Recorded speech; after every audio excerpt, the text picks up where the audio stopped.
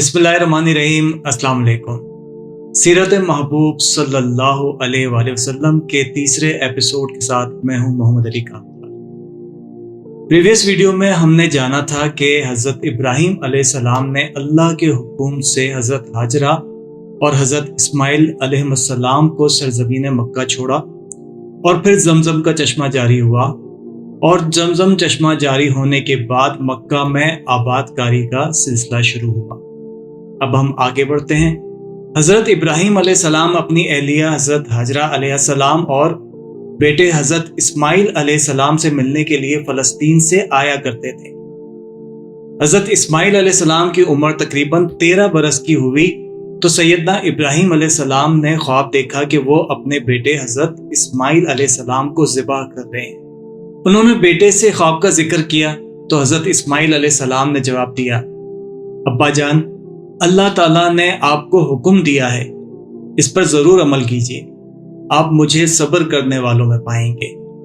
हज़रत इस्माइल अलैहिस्सलाम जानते थे कि नबियों के ख्वाब वही इलाही होते हैं और ये अल्लाह का हुक्म है जो उसने हज़रत इब्राहीम अलैहिस्सलाम को ख्वाब के ज़रिए दिया। जब हज़रत इब्राहीम अलैहिस्सलाम और हज़रत इस्माइल अलैहिस्सलाम इस कुर्बानी की तैयारी में लग गए तो शैतान ने हज़रत इब्राहीम अलैहिस्सलाम को वसवसा डाला कि अपने बेटे को कुर्बान ना करें, लेकिन हज़रत इब्राहीम अलैहिस्सलाम ने उसकी बात ना मानी तो वो हज़रत इस्माइल अलैहिस्सलाम की वालदा के पास आया। उन्होंने भी शैतान की बात ना मानी। फिर वो हज़रत इस्माइल अलैहिस्सलाम को बहकाने लगा तो उन्होंने कहा, अगर मेरे वालिद अल्लाह के हुक्म पर मुझे कुर्बान करने ले जा रहे हैं तो मैं इस पर राजी हूं।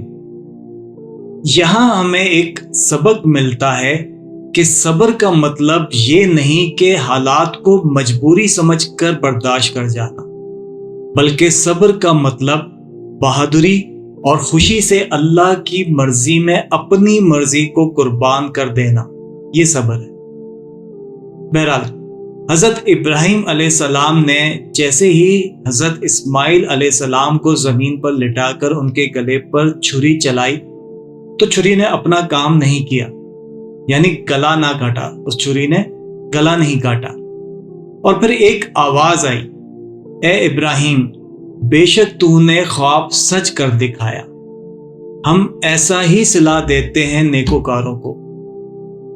उधर अल्लाह पाक के हुक्म से हजरत जिब्रील अलैहिस्सलाम जन्नत से एक दुम्बा ले आए और दूर से ऊंची आवाज में कहा, अल्लाहु अकबर, अल्लाहु अकबर।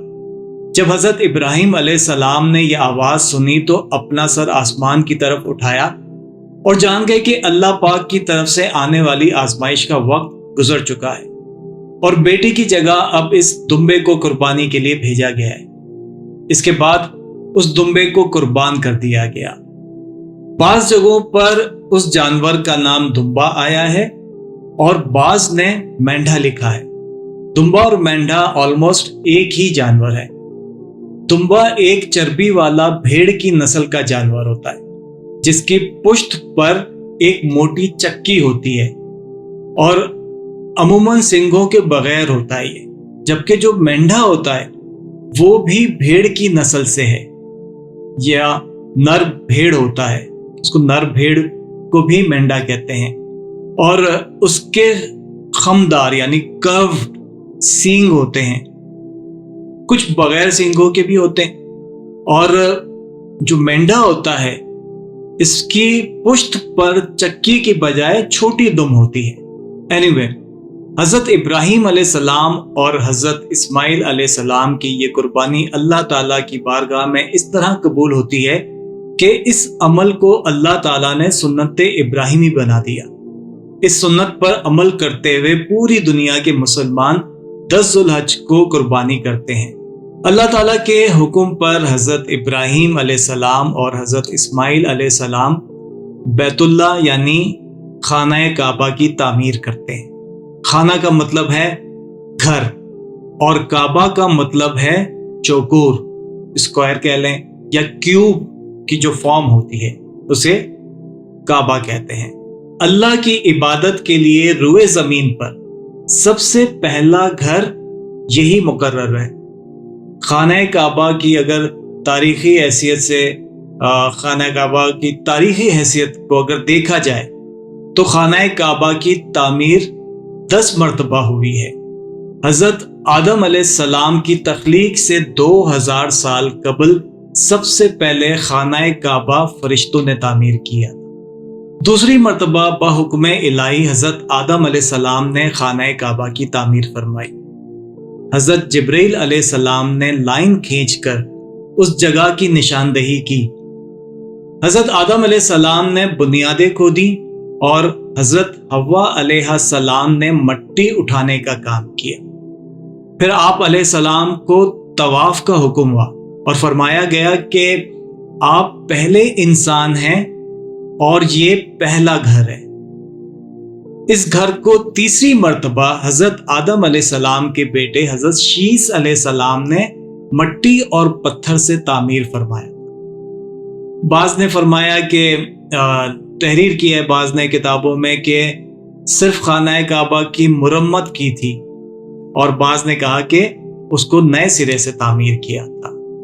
خیر، چوتھی تعمیر، طوفان نوح کے وقت خانہ کعبہ کی عمارت آسمان پر اٹھا لی گئی اور یہ جگہ ایک اونچی ٹیلے کی مانند رہ گئی تھی۔ پھر اسی بنیاد پر حضرت ابراہیم علیہ السلام نے خانہ کعبہ کو تعمیر فرمایا، جس میں پتھر اٹھانے کا کام یا پتھر اٹھا کر تعمیر کے لیے حضرت ابراہیم علیہ السلام تک لانے کا کام حضرت اسماعیل علیہ السلام نے سر انجام دیا تھا، جس کا ذکر ابھی ہم نے تھوڑی دیر پہلے بھی کیا۔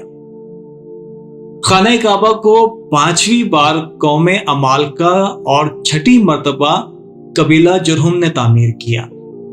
7ویں تعمیر، پاکیزہ نسب رسول صلی اللہ علیہ وآلہ وسلم کے ایک فرد حضرت قصہ بن کلاب نے خانہ کعبہ کی تعمیر فرمائی تھی۔ اب یہ اس کی تفصیل ایک الگ موضوع ہے کہ بار بار خانہ کعبہ کی تعمیر کی ضرورت کیوں ہوئی، کیا وجہ تھی کہ یہ کئی مرتبہ تعمیر ہوا۔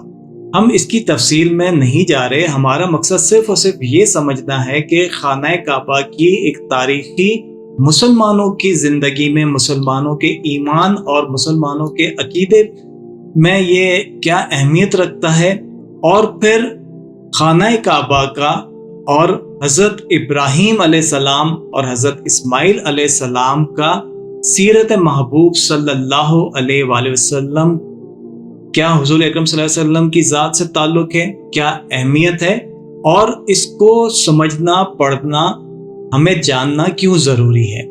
تو بہرحال آگے بڑھتے ہیں کہ 8ویں تعمیر یہ اس وقت ہوئی کہ حضور نبی اکرم صلی اللہ علیہ وآلہ وسلم کے دور میں ہی ایک عورت خانہ کعبہ کو دھونی دے رہی تھی، یعنی دھوئیں سے اس وقت کے لوگ جب وہ شرک میں مبتلا تھے اور پھر ان کے جو رسومات تھی تو وہ دھونی دے رہی تھی۔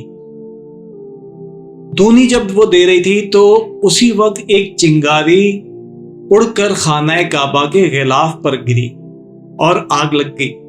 بعض روایتوں میں یہ بھی ہے کہ سیلاب آ گیا تھا مکہ مکرمہ میں، تو اس کے بعد خانہ کعبہ کی تعمیر کی ضرورت ہوئی۔ خیر، خانہ کعبہ کی دیواریں جب ڈیمیج ہوئی یا کمزور ہوئی تو مکہ مکرمہ کے جو معزز قبیلے کے یا قریش قبیلے کے جو لوگ جن کے ذمہ انتظام تھا، مینجمنٹ یا اتھارٹی ان کے پاس تھی، قریش قبیلے کے پاس، انہوں نے دوبارہ تعمیر کرنے کا فیصلہ کیا اور خانہ کعبہ کو دوبارہ تعمیر کیا، جس میں حضور نبی اکرم صلی اللہ علیہ وآلہ وسلم بھی شریک ہوئے۔ اچھا، یاد رہے کہ حلال سرمایہ کم ہونے کے باعث قریش کی تعمیر میں حتیم کو شامل نہیں کیا گیا تھا۔ جو ایک کرو یا ایک سیمی سرکل ہمیں نظر آتا ہے، ایک باؤنڈری نظر آتی ہے، ایک دیوار نظر آتی ہے، وہ حتیم کہلاتا ہے، تو وہ خانہ کعبہ کا حصہ ہے، اور تعمیر میں وسائل، حلال وسائل کم ہونے کی وجہ سے اس کو اس 4 دیواری میں شامل نہیں کیا گیا، بلکہ اس حصے کو چھوڑ دیا گیا تھا۔ اچھا، 9ویں تعمیر پھر اس کے بعد یہ ہوا تھا کہ حضور نبی اکرم صلی اللہ علیہ وآلہ وسلم کے بعد یزید کے دور میں یزیدی فوج کے اٹیک کے باعث جب خانہ کعبہ کی دیواریں ڈیمیج ہوئی تو حضرت عبداللہ بن زبیر رضی اللہ تعالیٰ عنہ نے حتیم جو کہ قریش کی تعمیر میں شامل نہیں کیا گیا تھا، اس کو شامل کر کے بنیاد ابراہیمی پر نئے سرے سے تعمیر کیا۔ پھر 10ویں تعمیر اس کی عبد الملک بن مروان کے نائب حجاج بن یوسف نے 74 ہجری 74 ہجری میں پھر سے خانہ کعبہ کو قریش والی تعمیر کے مطابق بنایا، جس میں حتیم شامل نہیں کیا گیا تھا اور جو آج بھی اسی طرز تعمیر پر موجود ہے۔ تو ہم نے جو حضرت ابراہیم علیہ السلام اور حضرت اسماعیل علیہ السلام کا خانہ کعبہ تعمیر کرنا اور پھر اس کے بعد خانہ کعبہ کی بار بار جو تعمیر ہوئی اس کو ہم نے ڈسکس کیا، اور اس کا کیا تعلق ہے حضور نبی اکرم صلی اللہ علیہ وآلہ وسلم کے زمانے اور پھر سیرت مبارکہ سے، اس کو آنے والی ویڈیوز میں سمجھیں گے۔ یہ یاد رکھیں کہ اس سیریز کی تیاری میں بہت احتیاط سے تحقیق کی گئی ہے، پھر بھی اگر کوئی مسٹیک ہو تو اللہ تعالیٰ کی بارگاہ میں معافی کا طلبگار ہوں، اور آپ بھی اگر کوئی غلطی پائیں تو ضرور نشاندہی فرمائیں، رہنمائی فرمائیں۔ بہت شکریہ۔ السلام علیکم۔